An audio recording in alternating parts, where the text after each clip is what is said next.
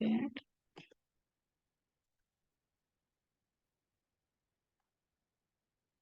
Listo.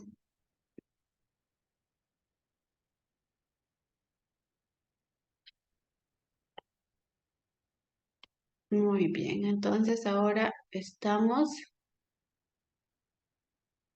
nuevamente con otra noche más. Entonces ahora, ¿de qué se tratará el tema? A ver, eso vamos a averiguarlo el día de hoy. Vamos a ver un momento.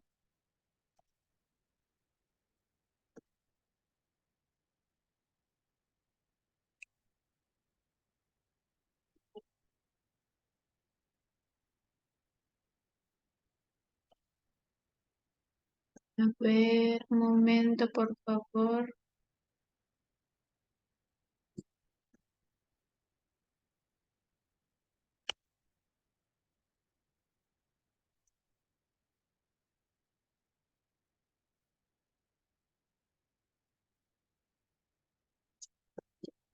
Ya, muy bien, vamos a empezar entonces. El tema de esta noche va a tratar acerca de la diversidad en la organización del aula. A ver, vamos a pedir la participación de todos los profesores. Como les repito, la sesión de hoy es la diversidad en la organización del aula. Entonces, ¿qué es el aula? Profesores, a ver ahí particípenme por el chat. Quiero ver sus respuestas. ¿Qué es el aula para ustedes? Profesoras Mari, Carmen, todos los presentes. Profesora Karina, profesora Sandra, profesor Justo.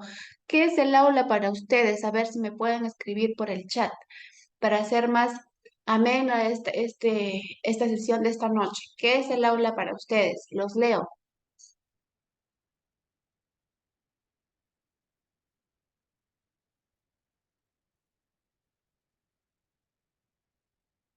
Ya tenemos una respuesta. A ver, vamos a tener otra respuesta.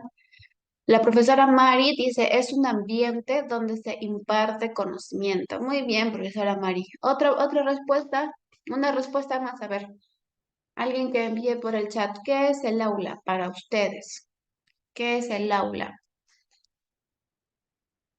¿Alguien más que quiera participar? El aula, ¿qué será el aula para ustedes?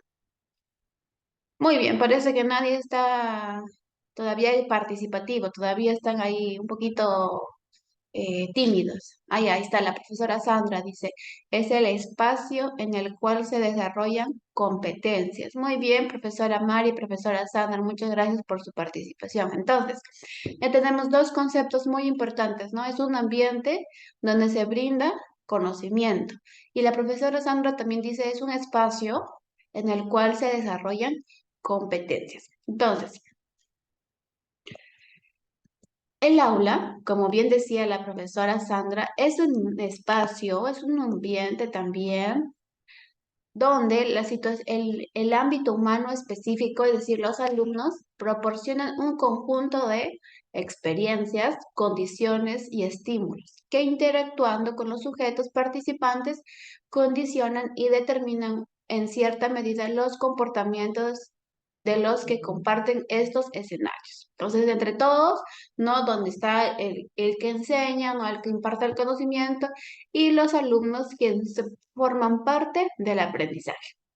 No podría existir una aula, ¿no? Si estuviera solamente el profesor, o no podría seguir una aula donde solamente hay alumnos, ¿no? Y no hay un docente que los pueda guiar, los pueda brindar el aprendizaje. Entonces,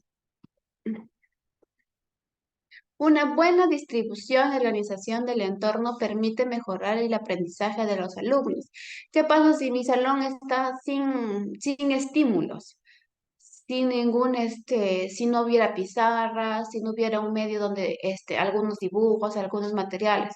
Entonces, este lugar debe ser un espacio educativo donde los alumnos se puedan mover con libertad y debe ser confortable, seguro y funcional. Los colores, la luz y la temperatura no deben ser agresivos. Entonces, en el aula debe haber un ambiente, ¿no? Su distribución, su organización debe haber todo centrado para que el alumno sepa que en ese lugar va a ir a aprender. No tiene que ver distractivos, ¿no? Como puede ser algunos dibujos que no pertenecen a la clase, tal vez la luz del sol mucho les llegue a los alumnos, entonces a eso también como que provocaría el cansancio, que ellos o que digamos haya mucho frío y las ventanas estén abiertas, entonces eso hace que los niños en vez de estar concentrados en la clase, podrían estar concentrados en que tienen frío y que ya quieren irse del salón. Entonces, el ambiente, el lugar del aula tiene que ser agradable para que el alumno pueda enfocarse en el aprendizaje que va a recibir ese día. ¿Ok? Tenemos claro esto entonces. Interacciones y actitudes positivas. Las relaciones que establece el profesor con sus alumnos exigen una actitud positiva, con orientación académica y metódica. El profesor debe ser abierto, atento y amable, pero sin caer en extremos, ¿ok? Entonces acá nos dice cómo es que el profesor tiene que ser con su alumno, ¿no? ¿Qué actitud tiene que dar el profesor para que los alumnos también puedan ser abiertos con el profesor? Se ha encontrado que los profesores con orientaciones excesivamente afectivos y los profesores amargados, malhumorados y autoritarios tienden a generar niveles más bajos de aprendizaje. Entonces, ¿qué quiere decir esto, profesores? Que existen investigaciones donde se ha demostrado que hay profesores donde a veces no son malhumorados, no son accesibles, son un poco serios, entonces los alumnos ya sienten el rechazo, es como que la lejanía de este profesor. Entonces, ¿qué es lo que acá nos orienta? Que un profesor tiene que ser abierto, atento y amable. ¿Para qué? Para que haya un vínculo entre el profesor y el alumno. La motivación. Cuando encontramos en la clase alumnos que no atienden, eso a veces sucede, ¿no? No les interesa los temas, alborotan o llaman la atención continuamente, son señales de que no están motivados. Entonces, en clase, ¿no? Tal vez recordemos algún alumno que se duerma, que esté conversando, que esté escribiendo en vez de prestar atención. Entonces, ¿eso qué quiere decir? Que no están motivados, no sienten la necesidad de que esa clase sea importante para que ellos tengan que aprender. Entonces, prefieren ellos hacer otras cosas en vez de prestar atención. La mejor forma de potenciar el aprendizaje es fortaleciendo la motivación. Entonces, ¿qué les decía la semana pasada? Que es importante que el alumno sepa cuál es el propósito del aprendizaje de la sesión de ese día. Entonces, en nuestro currículum, en lo que las competencias que vamos a dar, en la metodología, tiene que ver el el objetivo, ¿no? De la clase, para que ellos digan, ah, entonces yo tengo que prestar atención a esta clase porque es importante para mí. Entonces ahí nosotros estamos dando la motivación que ellos necesitan, para que ellos no estén distraídos, ¿no? Conversando, durmiendo, molestando al compañero. Entonces, para eso primero tenemos que motivar al alumno. El rol de las actitudes de los profesores. Es muy importante acá, profesores, nuestras actitudes frente a los alumnos, porque si no, acá vamos a aprender un poquito, ¿ya? Actitud significa, ¿qué significa? La tendencia individual dominante para reaccionar favorablemente o desfavorablemente frente a un objeto, persona o grupo de personas, instituciones o eventos. Entonces, puede haber actitudes positivas y puede haber actitudes negativas, ¿no? Como prejuzgadas. Es decir, por ejemplo, en salón de clase, nuestro alumno está durmiendo en clase. ¿Qué actitud debemos tomar frente a esa situación? ¿Será que tenemos que tomar una actitud positiva o tenemos que tomar una actitud negativa? ¿Cómo es que manejamos el hecho de que mi alumno siempre duerme en mis clases? ¿Será que lo vamos a castigar, le vamos a bajar nota o le vamos a dejar ahí que duerma? Entonces, nosotros tenemos que pensar bien qué actitud tenemos que tener para manejar este tipo de situaciones. Actitudes relativas a la enseñanza que tienen influencia negativa en los procesos de aprendizaje. Uno, la falta de confianza de los profesores debido a los conocimientos conceptuales y fenomenológicos que son en base insuficientes en la explicación. ¿Qué quiere decir esto? Que el profesor no se siente confiado, ¿no? El alumno se da cuenta cuando el profesor sabe y cuando el profesor no sabe. Entonces ahí nosotros en clase tenemos que tener esa confianza de decir, de demostrar que nosotros sabemos de lo que hablamos. ¿Ya? Dos, los profesores consideran en general el fracaso escolar como el resultado de una carencia psicológica, dadas las condiciones sociales del niño y de su familia. Entonces acá dice en esta parte que el profesor no se echa la culpa de de que sus alumnos no aprendan. Entonces acá dice que el profesor echa culpa a los alumnos. Él no se mira. Entonces ahí dice, mira, se espera poco de esos niños y eso genera malas prácticas de enseñanza. Entonces el profesor puede decir, ¿no? Ah, estos alumnos no aprenden porque seguramente tienen problemas en su casa, no duermen bien, no han comido bien, por eso no están aprendiendo y paran distraídos.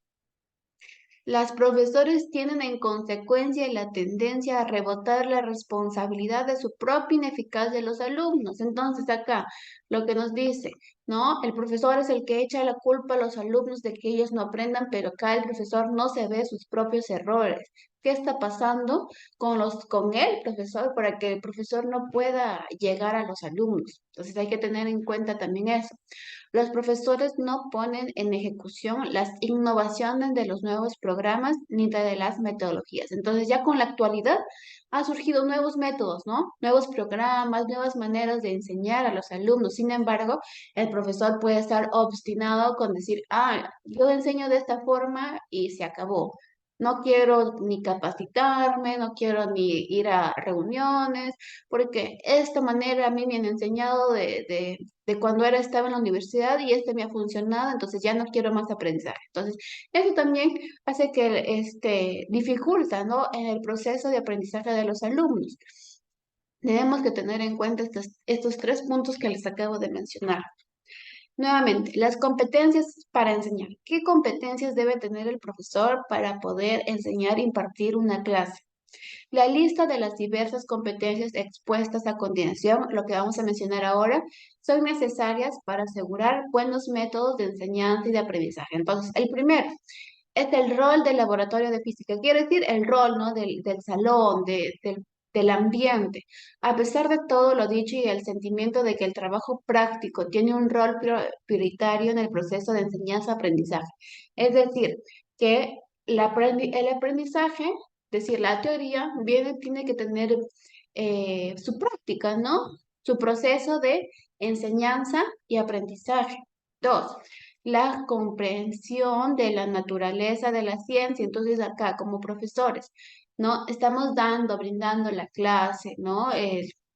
El tema que vamos a desarrollar en la clase, pero ¿qué pasa si no nos preparamos bien?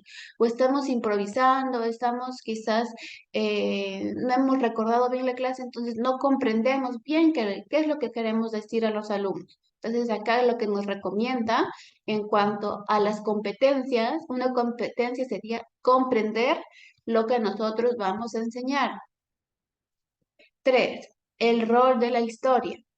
Entonces, es necesario poner en duda como una causa fundamental la ciencia enseñada. Entonces, yo, por ejemplo, enseño matemática, historia, comunicación y estoy con mis libros, ¿no? Enseño, dicto lo que dicen mis libros, pero ¿acaso me he puesto en algún momento a pensar que quizás estos libros ya están desactualizados, ya no es una nueva, ya no es una información actual? Entonces, acá dice poner en duda. ¿Será que estos libros son actuales y esta información es actual o tengo que nuevamente investigar, averiguar si realmente lo que estoy yo diciendo a mis alumnos es lo correcto? ¿Ya? Tres. Cuatro. Estudiando las relaciones entre el lenguaje, el saber y el desarrollo psicológico. Entonces, se trata de la construcción compartida del saber.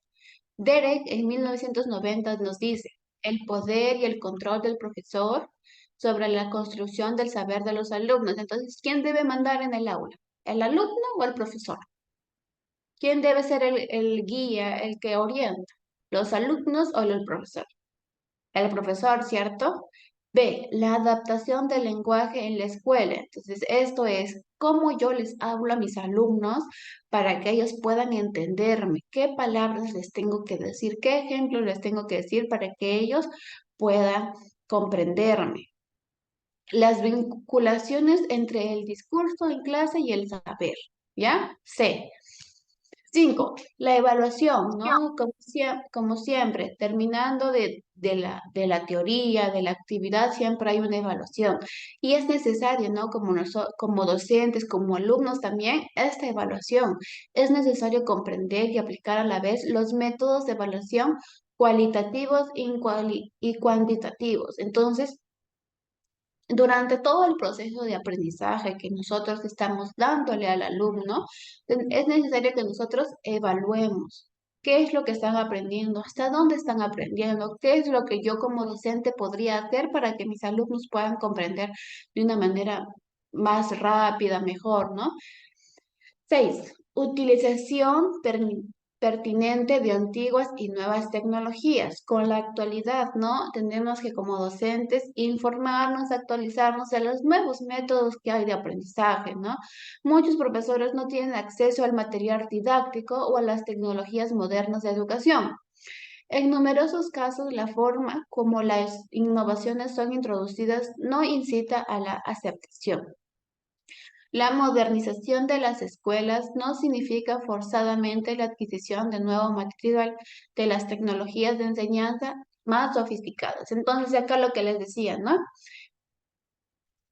A veces es necesario, ¿no? Quedarse con las cosas antiguas, con los libros, con los materiales que ya disponemos, pero también es necesario que nosotros nos apoyemos de lo actual. ¿Y qué es lo actual? La tecnología, ¿no? Investigar, ahí tenemos el internet donde nosotros podemos entrar y con tan solo un clic podemos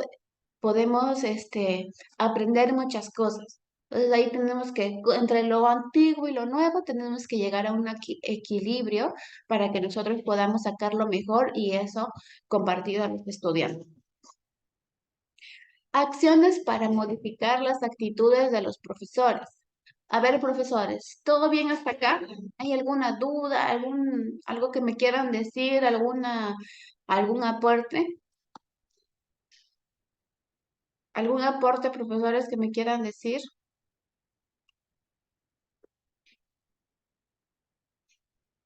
¿Todo está bien? ¿Todo está claro, profesores? ¿Sí? Muy bien. Entonces,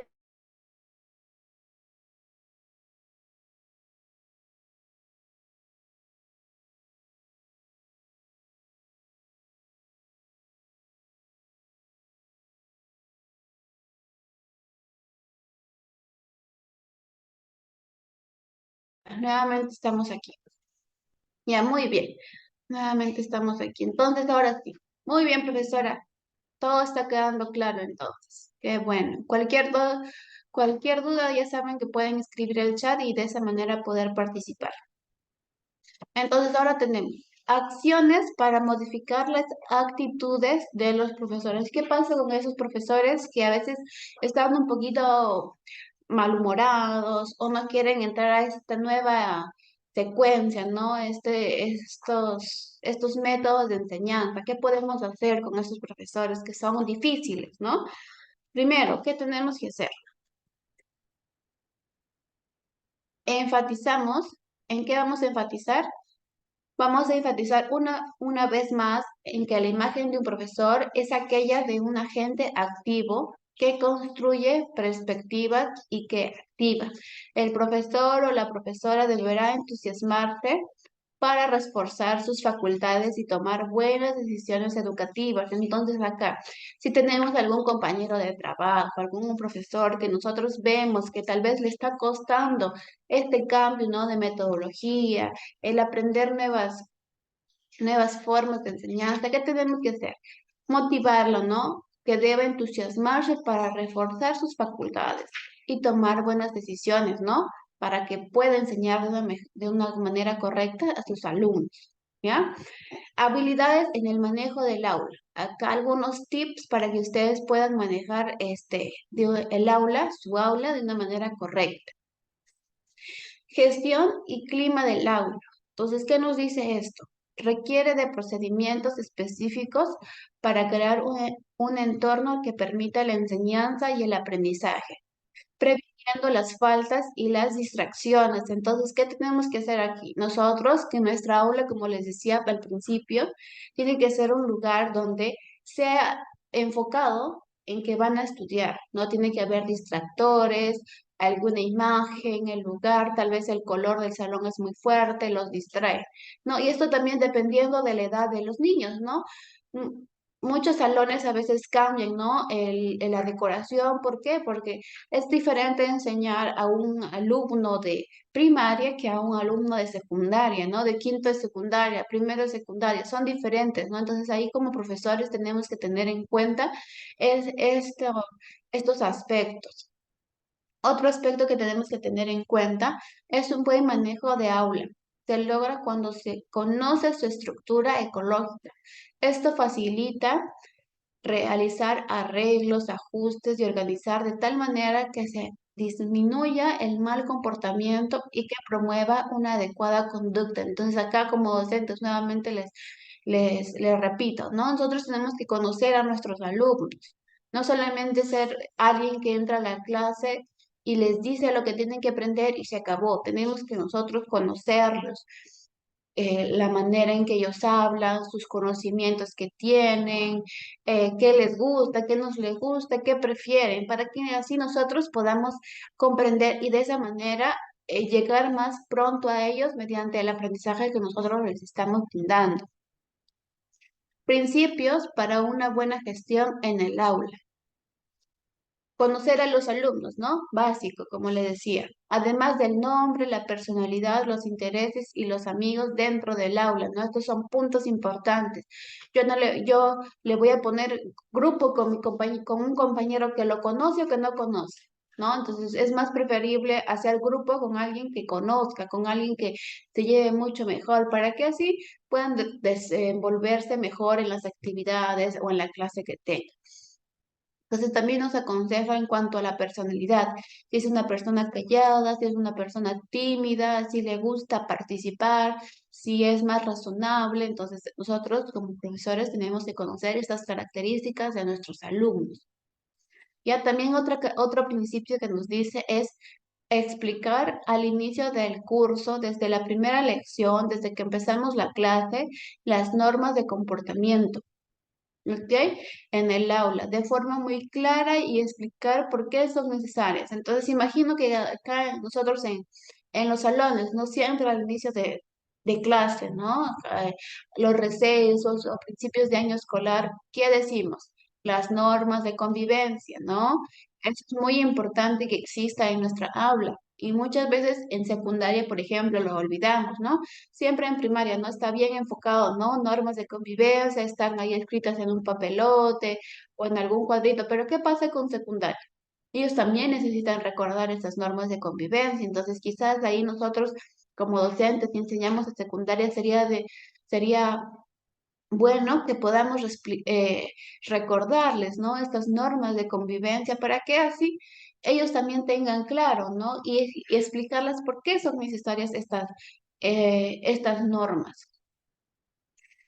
¿Qué pasa si mi alumno, a pesar de que hay normas de convivencia, a pesar de que le estoy diciendo que no duerme en clase o que no esté dibujando la hora que estamos explicando la clase, no obedece? ¿Qué hacemos? Tenemos que de una u otra manera sancionarlo, ¿cierto? Para que aprenda de manera de reflexión que tiene que prestar atención a clase. Entonces, ¿qué hacemos para eso? Explicamos la sanción o amonestación que se impondrá, ¿no? Al alumno Pedrito, al alumno Juan, a la alumna María, explicar por qué te estoy castigando, por qué te estoy sancionando, explicar que se implicarán inmediatamente y dejando claro que se critica el comportamiento y no la persona. Entonces, ¿qué voy a decir?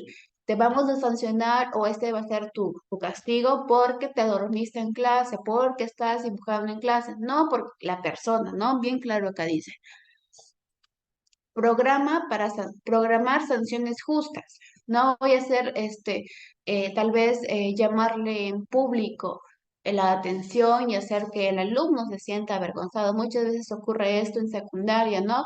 o a menudo también en primaria, que los alumnos, entre todos, se empiezan a burlar de uno, ¿no? ¿Por qué? Porque el profesor ya le dijo que no duerme en clase o ya le hizo un comentario que el alumno hizo que se sienta mal, entonces los compañeros aprendieron de eso, entonces ya van a empezar igual de la misma manera a decirle al que se durmió en clase, al que dibujó en clase, entonces tenemos que tener aquí en cuenta y ser cuidadosos en la manera en que sancionamos a nuestros alumnos. Y está bien que sancionemos a los alumnos porque no se comportaron bien en el aula, sin embargo, hay palabras, hay formas de decirle, ¿ok? Muy bien. El profesor debe reflexionar sobre su propia conducta. Entonces, a veces como profesores también nos equivocamos, decimos cosas que tal vez no son correctas, decimos cosas que hacemos que nuestro alumno se sienta mal o se incomode, se avergüence. Entonces, tenemos que reflexionar sobre cómo nosotros nos estamos dirigiendo hacia ellos. ¿Qué pasa si mi, mi clase es solamente que yo hable y mis alumnos escuchen? Obviamente mis alumnos se van a dormir, mis alumnos van a estar aburridos, no van a estar quietos en clase. Entonces yo no puedo corregirlos a ellos. ¿Por qué? Porque mi clase también está siendo aburrida. Tenemos que nosotros reflexionar sobre cómo nosotros estamos dando la clase. Ya, siguiente. Normas y disciplinas en el aula. La disciplina en el aula es el gobierno de la clase para que la actividad educativa se desarrolle ordenadamente, sin interferencias. Entonces, como les decía, tiene que ver en el aula y las normas, qué es lo que tienen que hacer, cómo se tiene que desarrollar una buena clase. No solamente el que tiene que cumplir es el alumno, sino quién es el que debe cumplir, quién es el que debe dar ejemplo, profesores. ¿Quién es el que debe impartir primero, a dar el primer paso? ¿El alumno o el profesor? El maestro. El profesor, ¿no? El maestro es el que si una regla es saludar, ¿no? ¿Quién tiene que saludar primero? El profesor, ¿cierto? El profesor es el que tiene que dar esta iniciativa para que los alumnos aprendan.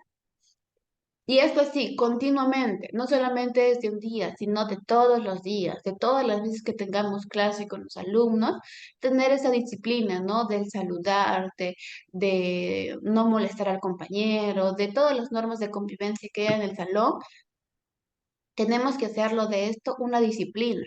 No un día sí, un día no, sino tiene que ser constante para que se convierta en disciplina, en que algo ellos sepan que es lo correcto de hacer. También tenemos que tener un ambiente adecuado para la enseñanza.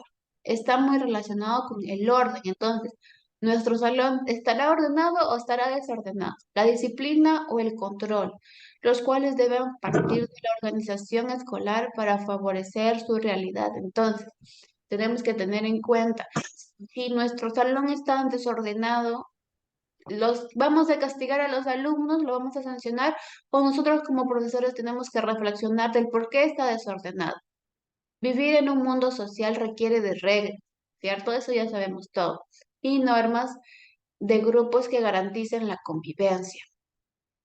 El salón de clase también requiere de ellas para su buen funcionamiento. Entonces, nuevamente acá nos hace reflexionar de la importancia de las normas de convivencia, de las reglas que tiene que haber en clase. Si no las estamos cumpliendo o no les estamos haciendo recordar a nuestros alumnos, es momento de que hagamos recordar a los alumnos, hagamos alguna actividad, un día, papelotes, cartulinas, donde nuevamente hagamos recordar al alumno todas las normas de convivencia que hay en clase. Quizás hasta el mitad de año no hemos hecho nada de eso y es por eso que nuestros alumnos están inquietos, no saben qué decir, qué no hacer. Entonces ya, mientras haya reglas y estén claras y estén en un lugar donde sea visible para ellos, ahí está el recordatorio, ¿no? Que ellos tienen que seguir esas normas. Uso de recompensas y sanciones. Entonces, hay alumnos, por ejemplo, ¿no? Que se portan bien, ¿no? Que hacen caso, que las normas de convivencia las cumplen al 100%. Entonces, también tenemos que recompensarlos, ¿no? El uso de recompensas o sanciones puede reforzar o detener ciertos comportamientos. Entonces, te voy a, no sé, en jardín funciona las estrellitas, ¿no? O te voy a poner una A, una D, ¿no? Es una forma de recompensa, ¿no? Las sanciones también es una forma de detener el mal comportamiento del alumno. Así como hay recompensas para ciertos comportamientos, deben haber sanciones para algunos casos en que las conductas del alumno son inadecuadas. ¿Ok? Pueden ser inicialmente verbales por parte del profesor o el envío de notas malas a la familia o la expulsión de la clase. Entonces ya, nosotros ahí tenemos que tener en cuenta cuál es la secuencia que el alumno tiene, ¿no? En hacer estos comportamientos, ¿no? De interrumpir al profesor, de molestar al compañero, de estar hablando. Entonces, ver la reiteración de este mal comportamiento. Entonces, de ahí, ¿qué nos aconseja? Primero, ¿no? Inicialmente, hablar personalmente con el alumno, ¿no? Recomendarle que no haga eso, hacerle recordar las normas de convivencia. Pero ¿qué pasa si sigue, ¿no? Si el alumno sigue con este comportamiento negativo? ¿Qué nos dice? La otra recomendación es el envío a la dirección, ¿no? Podría ser, ¿no? A la dirección, al profesor de TOE, al psicólogo, ¿no? Para ver qué es lo que está pasando. A pesar de esto, sigue, ¿no? Sigue el alumno comportándose mal en mi clase, interrumpiendo a mi clase. ¿Qué tengo que hacer? El director o el profesor tiene que enviar eh, a la familia. ¿Qué es lo que está pasando? Mediante tal vez la agenda, mediante un mensaje por WhatsApp. ¿Qué es lo que está pasando con este alumno para que se comporte de esta manera? Y bueno, si es que sigue reiterando con este mal comportamiento, nos aconsejan acá la expulsión, ¿no? Que salga de clase o de la institución educativa. Pero no es necesario tal vez llegar hasta este punto, ¿no? Si es que nosotros vemos cambio en el alumno, hay que también nosotros ser un poco pacientes, ¿no? Poco a poco el alumno va a volver a ser más participativo en clase, a poder escuchar sin tener que interrumpir la clase. Procesos de evaluación en el aula. Entonces, ¿cómo nosotros como profesores evaluamos a nuestros alumnos? Es un proceso sistemático de valoración de los conocimientos, habilidades y actitudes, con el fin de retroalimentar el aprendizaje. ¿Ok? López en el 2000 nos dice, es una etapa del proceso de enseñanza-aprendizaje que se utiliza para detectar el progreso del alumno. ¿Ya? Entonces nosotros, ¿es importante evaluar al alumno? Sí, sí es importante, porque forma parte de un continuo y como tal debe ser procesual. Entonces, como le decía, es importante evaluar al alumno desde el minuto en que nosotros estamos iniciando la clase hasta finalizar con la clase o con la sesión. ¿Para qué? Para ver, ¿no? Cómo es ese proceso de aprendizaje que tiene el alumno. Si él retiene con imágenes, si él retiene con escribir, si él retiene con escuchar, con video. Entonces tenemos que ver cuáles son las fortalezas y las debilidades del alumno. ¿Cuál es el propósito de esta evaluación? Existen hoy en día diferentes tipos de habilidades sociales, ¿cierto? Tales como las simples y las complejas. Pero vamos a tener ahora en cuenta las complejas. A ver, ¿alguien conoce habilidades sociales complejas? ¿Algún profesor que conozca las habilidades complejas? Habilidades sociales complejas. ¿Qué será? A ver, les voy a poner un ejemplo, ¿ya? Las simples, habilidades sociales simples son decir los buenos días, ¿no? Buenos días, profesor, buenas tardes, profesor, buenas tardes, mamá, buenos días, mamá, papá. Simples, ¿no? Pedir disculpas, pedir perdón, pedir permiso, son habilidades sociales simples, porque solamente es cuestión de repetir ciertas frases, comportarse de ciertas maneras. Pero qué ejemplos hay o cuáles son las habilidades sociales complejas? ¿Algún profesor que tenga conocimiento de esto? Habilidades sociales complejas.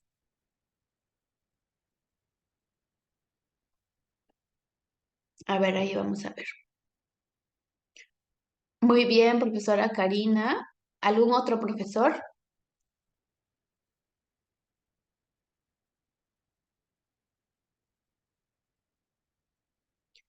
¿Algún otro profesor que tenga algún otro conocimiento? No, ninguno. Muy bien, tu profesora Karina. Entonces, una de las principales habilidades sociales complejas es la empatía, ¿no? Ahorita vamos a aprender qué es la empatía para algunos profesores que no tienen conocimiento de esto. Consideramos que son las más completas de tomar conciencia del proceso de aprendizaje, valorar dificultades, tomar decisiones para cambiar metodologías, intervención individual o mejorar los procesos en general. Entonces, acá como profesores tenemos que tener en cuenta más que las habilidades sociales simples, sino las complejas, porque esto nos ayuda a nosotros a tener conexión con nuestros alumnos. Ahí como dice la profesora Karina, la empatía. Entonces, si nosotros tenemos empatía con el alumno, ahorita vamos a ver qué es lo que va a pasar. Regularmente los profesores evalúan al final con exámenes escritos, ¿cierto? Pero es conveniente darle variedad de metodológica para hacer un análisis del nivel alcanzado por los alumnos. Entonces, no siempre les voy a tomar exámenes, sino también buscar otros métodos para poder evaluar al alumno. Un recurso que es muy válido en la evaluación del proceso, sumado a ello se puede elaborar un resumen con los distintos puntajes obtenidos en los instrumentos utilizados. Entonces ahí nos está dando una idea, ¿no? Puntuar, ¿no? Puntuar cada clase y al final tener una suma total de cuánto el alumno alcanzó. También es conveniente realizar un perfil del alumno, valorando el dominio de los conocimientos. Ahí entonces, otro ejemplo de lo que nos puede servir para evaluar al alumno. Los resultados de la evaluación deben servir al profesor como elemento para adaptar su planeación y sus métodos de enseñanza, de acuerdo a los resultados obtenidos y conocer el progreso de sus alumnos. Entonces, todas las formas de evaluación tienen sus ventajas y desventajas. Es por ello que conviene utilizar una combinación de métodos que puedan brindar mejores resultados. Es lo que les decía también, ¿no? Que como profesores tenemos que estar constantemente en aprendizaje, ¿no? En innovación, ver qué cosas nuevas ha sacado el sistema, ver qué cosas nuevas voy a utilizar, qué métodos me han servido y qué métodos podría utilizar para esta nueva clase, ¿no? Para que mis alumnos puedan aprender de una manera más eficiente. Entonces, las habilidades sociales del docente.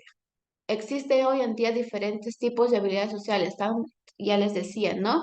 Entre las habilidades complejas tenemos la empatía, ahí lo que decía la profesora Karina, y la asertividad, ya que son habilidades esenciales en los diversos campos de la sociedad, pero muy especialmente en aquellas áreas que tienen que ver con el trato directo al público. En este caso, en las instituciones educativas donde los docentes tienen que administrar recursos humanos. Entonces, lo que es importante, la empatía y la asertividad en cuanto el profesor al alumno, ¿ya? Las habilidades sociales se expresan en sentimientos, actitudes y conductas de seguridad y confianza, independencia y autonomía, valoración positiva y alta autoestima. Ahí tenemos varios ejemplos de habilidades sociales. ¿Ok? Actitud de tolerancia es una habilidad social, respeto y comprensión, amistad, cooperación y servicio. Entonces, es importante que en el aula, en el centro educativo, existan estas habilidades sociales por parte del profesor y también por parte del alumno. Su alta autoestima, su valoración positiva, su actitud de tolerancia, de repente, ¿no? Los alumnos no aprenden de la manera en que el profesor quisiera. Entonces, el docente que tiene que tener esta actitud de tolerancia, ¿no? Esta habilidad social para poder respirar profundo y nuevamente volverles a explicar a los alumnos, ¿no? Igual de la manera que los alumnos sacaron malas notas en el examen, tener esta actitud de tolerancia y aprender sobre las consecuencias que trae, ¿no? Una mala nota, el no aprender lo que tenía que aprender para el examen. Entonces, clasificación de las habilidades sociales. Vamos a ver.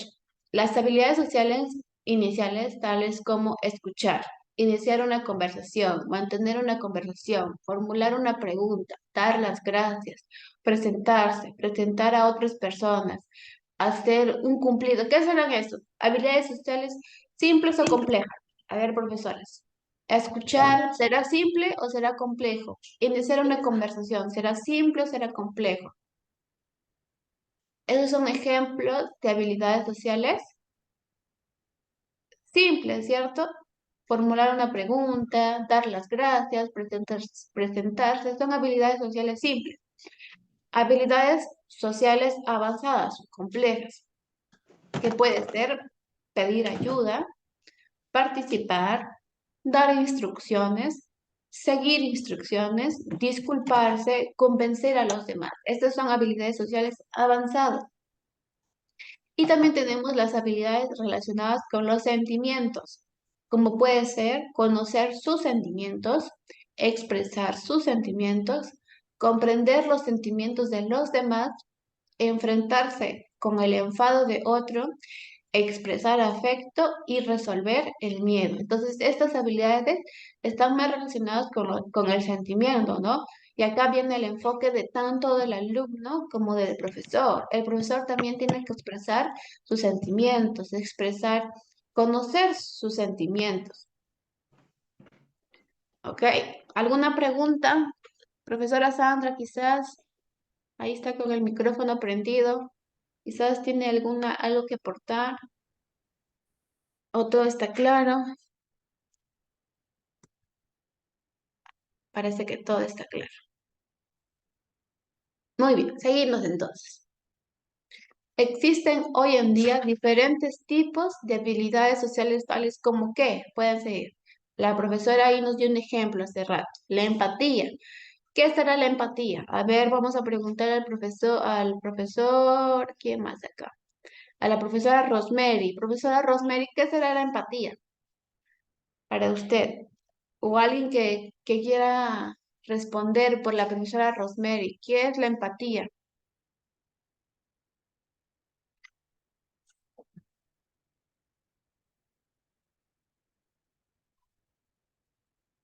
O profesora Carmen, ¿qué es la empatía para usted?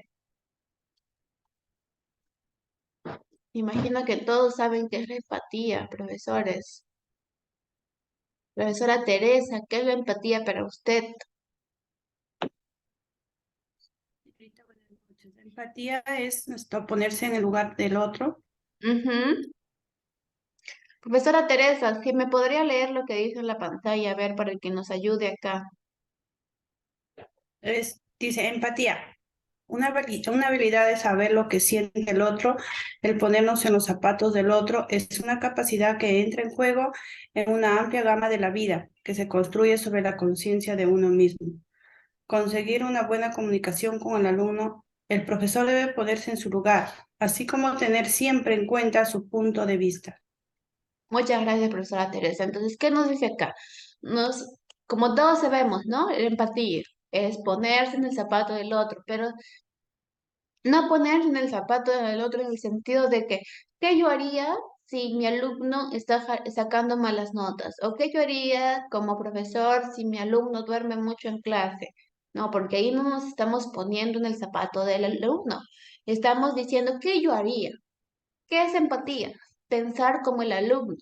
¿Por qué estoy durmiendo mucho en clase como alumno? Pensar, ¿y qué debería hacer como alumno? ¿Ok? Muy bien, entonces dice que esta empatía ayuda a que nosotros podamos como profesores conseguir una buena comunicación en el aula. El profesor y el alumno van a tener esta relación y así puedan comprender mejor la clase. van a tener esta unión porque el alumno se va a sentir escuchado y no solamente el profesor va a tener la razón, sino también acá el alumno tiene su punto de vista. Entonces, como docentes tenemos que respetar esa decisión, ¿no? Al alumno no le puede parecer, puede pensar de otra manera. Y siempre, ¿no? Con respeto, respetando lo que los alumnos dicen, siempre, ¿no? Acá ya en cuanto a secundaria, los alumnos de quinto, cuarto, tercero de secundaria siempre ya están quizás con otro tipo de pensamiento, otras formas de conocer, de expresarse. Entonces nosotros como docentes tenemos que saber llegar a estos alumnos siendo empáticos con ellos. Otro punto de las habilidades sociales complejas es la asertividad. A ver, ¿qué profesor me ayuda a leer acá? A ver, profesor Santos, ¿qué es la asertividad? ¿Qué conceptos usted tiene como asertividad?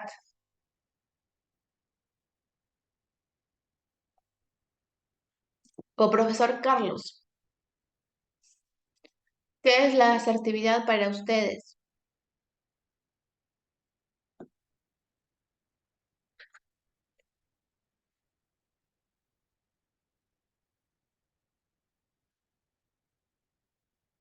Nada, a ver, yo empiezo entonces.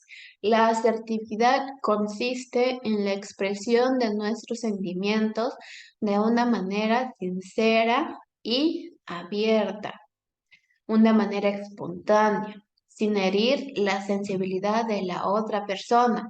Es decir, yo puedo decir lo que siento, lo que pienso, lo que creo siempre siendo responsable de lo que estoy diciendo, siendo respetuoso con la otra persona. Iglesia en el 2009 nos dice que la asertividad es la capacidad de darse cuenta, entender y comprender qué siente, cómo piensa y por qué actúa como lo hace el otro con quienes nos relacionamos. Solo es posible desarrollarla si hemos reconocido al otro. Entonces, acá, asertividad. ¿Cómo la desarrollamos? Pues la podemos desarrollar. Nosotros queremos comunicar algo a los alumnos, ¿no? O los alumnos nos quieren comunicar algo. Lo puedo comunicar, lo puedo decir, pero siempre de una manera abierta, ¿no? Decir todo lo que pienso, siempre y cuando no voy a herir los sentimientos de mis alumnos, ¿no? Siempre y cuando les voy a tratar o me voy a dirigir hacia ellos con respeto, con consideración. No, no les puedo decir, por ejemplo, sacaron todos cero en su nota, ¿no? En el examen. ¿Qué yo les podría decir? ¿No? Ahí les digo, el profesor se puede sentir quizás molesto, incómodo, porque todos sus alumnos desaprobaron en matemática. Entonces, ahí el profesor, ¿no? De una manera sincera y abierta y espontánea, decir la incomodidad que él tiene, ¿no? Alumnos, me siento incómodo, enojado, sorprendido por las notas de, de ustedes. Ustedes son unos tontos. Ahí está bien, está mal. Ahí ya estoy empezando a herir la sensibilidad de la otra persona. Entonces, ¿qué les trato de decir esto? Que nosotros podemos expresar lo que sentimos, lo que pensamos, siempre y cuando la otra persona no le faltemos el respeto ni hiramos sus sentimientos. ¿Ok? Esa es la asertividad. Destrezas, habilidades y cambios del profesor en el siglo XXI. Ya estamos en el siglo XXI y con el pasar del tiempo, las destrezas, las habilidades han tenido que cambiar, ¿no? Nosotros como profesores hemos tenido que adaptarnos a los nuevos métodos, a las nuevas maneras de enseñar, entonces tenemos que siempre estar en un constante cambio. Los profesores del siglo XXI requieren de nuevas capacidades y conocimientos. En este contexto podemos mencionar algunas de las destrezas, habilidades y cambios que el profesor debe tener y experimentar en la sociedad del conocimiento. Entonces ahí nosotros tenemos que estar en constante cambio. Entonces, ¿qué debe ser un profesor? Ahí les puse ejemplos. Un profesor debe ser un líder, ¿ok? Ahí tenemos que anotar ahí papel y lapicero en mano. El profesor debe ser un líder. El profesor debe ser un facilitador del aprendizaje de los alumnos. No tenemos que decir, tú investiga, tú tienes que leer. Nosotros tenemos que ser facilitadores para que ellos puedan comprender mucho mejor. El profesor debe ser creativo, proactivo y propenso a la investigación. Tiene que siempre sorprender a sus alumnos, no con lo mismo, sino creatividad, profesores, creatividad, buscar otras maneras. Proactivo, actividades, sesiones más dinámicas, investigar. Como profesores debemos investigar, ir un poquito más allá, ¿cierto? Y también el profesor, ¿qué debe ser?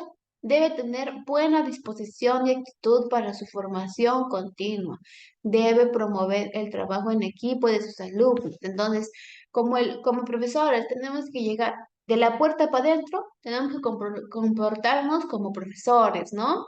Como docentes, líderes, facilitadores, creativos, proactivos, ¿no? Tener esa disposición de que si el alumno viene a preguntarme, yo tengo que mostrar mi actitud de disposición para que el alumno aprenda. Si el alumno, mis alumnos no comprenden mi clase, no comprenden y me están preguntando 5, 6, 7, 8 veces, tengo que tener esa creatividad, esa facilidad de que mis alumnos puedan entender de otras maneras. Tengo que yo reflexionar la manera en que yo estoy dictando, brindando mi clase y mis alumnos no están aprendiendo. Entonces tengo que ver la manera en que ellos puedan aprender. ¿Qué más debe ser el profesor? Ahí les he puesto más ejemplos. El profesor debe ser ¿qué? Debe utilizar todos los recursos tecnológicos a su disposición para enriquecer y hacer más eficiente el proceso de enseñanza-aprendizaje. Entonces, si el colegio, la institución educativa cuenta con un televisor, cuenta con una radio, cuenta con un proyector, cuenta con un laboratorio, ¿no? Entonces nosotros utilizar todas esas, ¿no? Esos recursos para nosotros poder brindar una clase más enriquecedora, más eficiente, ¿ok? No solamente tenemos que darnos con los libros, ¿no? Tal vez imprimir alguna imagen, un papelote, algo que para ellos sea novedoso. Que también tiene que ser un profesor. Debe tener las competencias básicas en el uso de las TIC, ¿ya? Tecnología y debe fomentar las TIC con actitud crítica y positiva ante sus alumnos. Debe tener conocimientos y competencias sobre modelos de enseñanza y modelos de evaluación cuando se utiliza la tecnología. ¿Ok? ¿Qué más debe ser el profesor?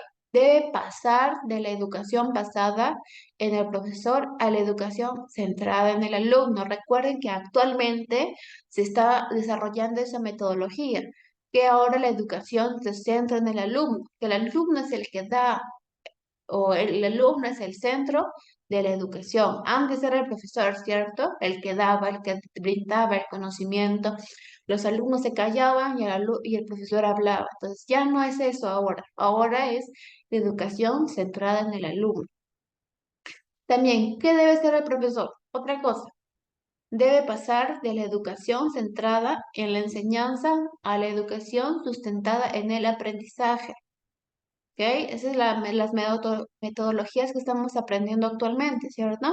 También debe tener la capacidad de gestionar sus propios recursos didácticos y de aprendizaje. Entonces, buscar nuevas formas, nuevas maneras de poder brindar al alumno la enseñanza correspondiente. Entonces, ya aprendimos, ¿no? Ya les dije, ¿no? Todos los ejemplos de las destrezas, habilidades del profesor, ¿no? Hay muchas habilidades que el profesor debería hacer. Así como hay profesores lo que deberían hacer, también existe lo que los alumnos deberían hacer, ¿no? De manera similar, podemos mencionar algunas destrezas, habilidades y cambios que el alumno debe tener y experimentar en la sociedad del conocimiento. Entonces, ahí también, no solamente el profesor es el que tiene que cambiar, ¿cierto? ¿Quién es el que tiene que cambiar, mejorar? El alumno, ¿ok? Entonces, ¿qué debe ser el alumno? El alumno debe ser capaz de dirigir su propio aprendizaje. De él salir la motivación de que es importante el aprendizaje para él. Debe tener capacidad analítica y de interpretación, ¿no? Nosotros tenemos que ayudar al alumno a que reflexione acerca de lo que está aprendiendo, analizar lo que está aprendiendo y cómo interpreto lo que estoy aprendiendo, ¿cierto? Entonces, ¿qué más tiene que ser el alumno? El alumno debe tener valores muy arraigados, entre ellos ser honesto y responsable. Entonces, nosotros tenemos que inculcar al alumno la honestidad y la responsabilidad.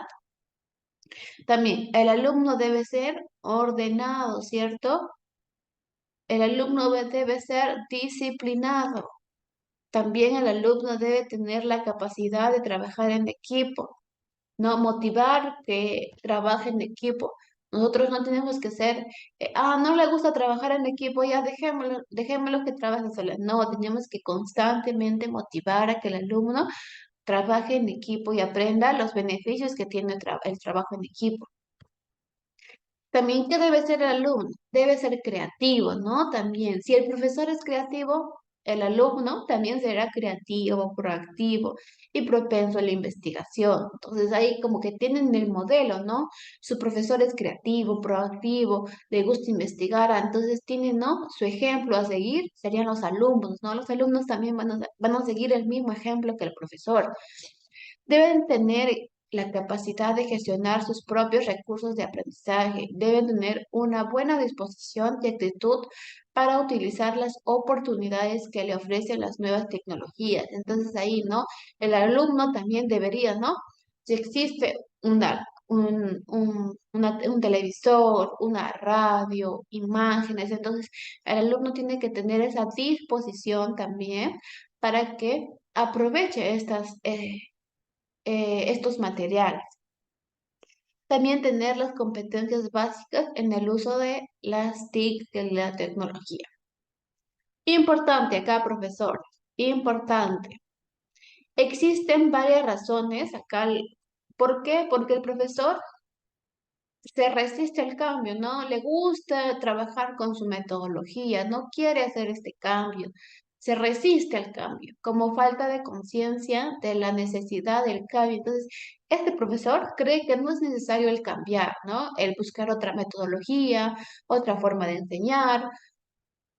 Entonces, ¿por qué sucede esto? Falta de conocimientos y habilidades necesarios para efectuar el cambio o la creencia de que el cambio no hará ninguna diferencia. Entonces, ahí son algunas de las razones por qué el docente se resiste al cambio. Uno es la falta de conciencia de la necesidad del cambio. Dos, la falta de conocimientos y habilidades necesarias para efectuar el cambio. Tres, la creencia que el cambio no hará ninguna diferencia. Entonces son tres cosas que algunos profesores piensan que por esas razones yo me quedo con mi método de los 2000, ¿no? Del siglo XX, no. Entonces ahora vamos a aprender lo que dice Garrett en el 2001. Identificaron tres características fundamentales que fueron vinculadas a cambios deseados en el comportamiento de los profesores en el aula. Enfoque en el conocimiento del contenido, oportunidades para el aprendizaje activo y coherencia con las actividades de aprendizaje. Estas características fundamentales se interactúan con tres aspectos estructurales, ¿ok? Vamos a ver qué cosas puede hacer el docente para que pueda tener este cambio. El tipo de actividad, ¿ok? Entonces, ¿qué tipo de actividades? Ya sean que consistan en clases únicas, o para grupos grandes, talleres participativos, exposiciones de asesoría o de enseñanza en el aula. Existe una interacción obvia entre el tipo de actividad y la característica fundamental, el aprendizaje activo. El tipo de actividad que fomenta el aprendizaje activo tiene más probabilidades de ayudar a operar cambios en el docente. Entonces acá nos dice, acá qué nos recomienda para el docente acá. Nos dice que tenemos que pensar en a quién va dirigida esta enseñanza que yo voy a brindar. Si es para un grupo grande, si va a ser para un taller, si va a ser una asesoría personalizada. Entonces, primero me enfoco, ¿para quién va dirigido? Para un grupo grande va a ser personalizado. Entonces, primero, identifico para quién va a ser dirigida mi clase y qué actividad yo voy a dar para que mis alumnos puedan entender mejor.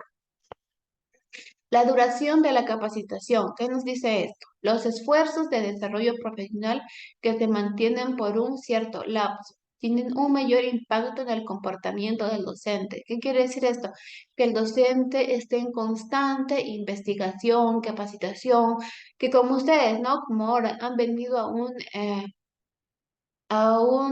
una clase, se han investigado, están informados, están sacando un diplomado de neurociencias. Entonces ahí, si el docente está en constante, ¿no? Investigación, capacitación, es muy probable que cambie, ¿no? Este enfoque que tiene, ¿no? De quedarse con su metodología de siempre, sino significa que quiere el docente aprender nuevas formas de brindar la enseñanza. Y la participación colectiva, también tenemos, ¿no? La colaboración en el desarrollo profesional con colegas de su mismo nivel o escuela. Esto puede contribuir a producir un clima que ayude a los profesores a realizar los difíciles cambios en el comportamiento que se busca. Entonces, acá como colegas, ¿no? Entre profesores, que tenemos que apoyarnos, ayudarnos. No sabes cómo entrar al sistema. Yo como su colega, como profesor, le ayudo.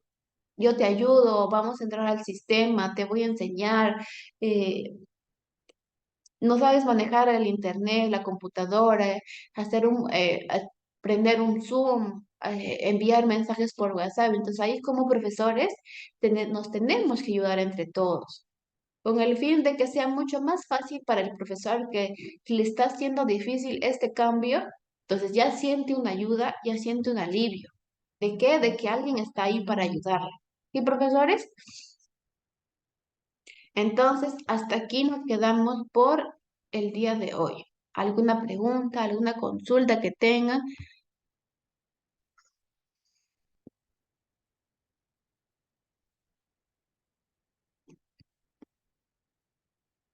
¿Sí? ¿Todo está claro, profesores?